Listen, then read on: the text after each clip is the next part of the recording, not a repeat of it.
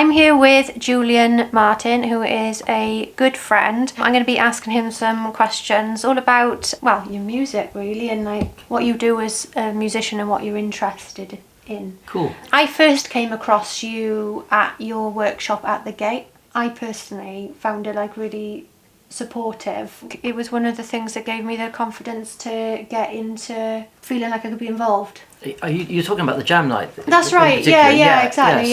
So at that time I was running a class, like a more of an actual workshop class with people. These are all adult learners who didn't have bands, didn't have any opportunity to actually perform. That was the point of the jam night at the Gate, really, was to provide a very much a kind of I suppose like a nursery slopes opportunity for people who just wanted to get out there and try to put into practice what maybe we've been doing every Monday evening in the classroom. You know, it still has an element of that now, so it's still very supportive, and there is as you say, there's a community around it. It does feel like a monthly party, really. People who know each other, and when someone new comes along, it's all very embracing. And I guess what I'm pleased about is that we have that, and then we have high level players also happy to come along because we have a good rhythm section. At its heart, it's about community.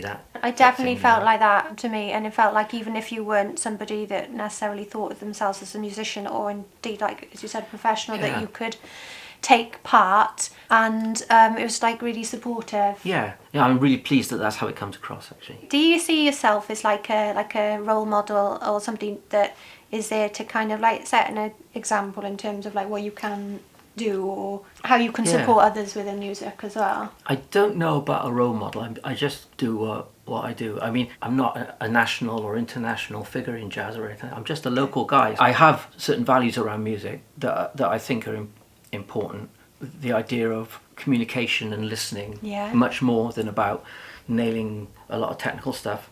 Although I have come in recent years to realise that the technical stuff is hugely important if you want the vocabulary you need to say what you want to say. I notice a lot of the players coming through my workshops now may have quite limited technical facilities, but a lot of them are showing real listening skills. You know, a lot of them playing great solos because they're reacting to what's around them, and the audience can see that. I've seen you perform recently at St Edward's, is it? That's right, the church. And what other projects have you got that like you're particularly interested in at the moment? My main project is the trio. I've played on a few people's albums over the years. I never really got my own thing together, so I got together with Ian Williams and Ross. The idea of that is that I don't even call it jazz. It's just about trying to play communicative music. We're all trying to develop a sound that is completely us. And more recently, I've started working with Ben as well, doing some great work with the trio as well. So I'm looking forward to from film and TV and exactly.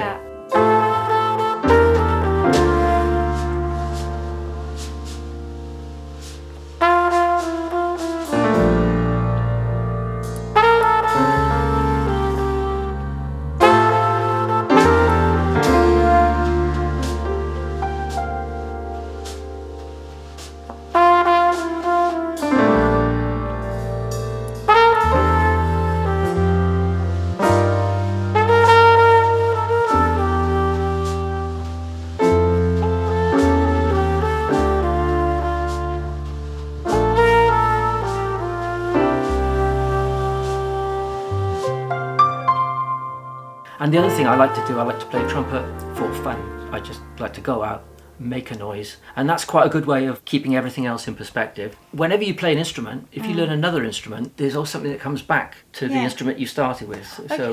So the trumpet helps me, for example, with my ear training. It's really developed my ear a lot, because it's very hard to play a note on the trumpet unless you know exactly what it's going to be in advance.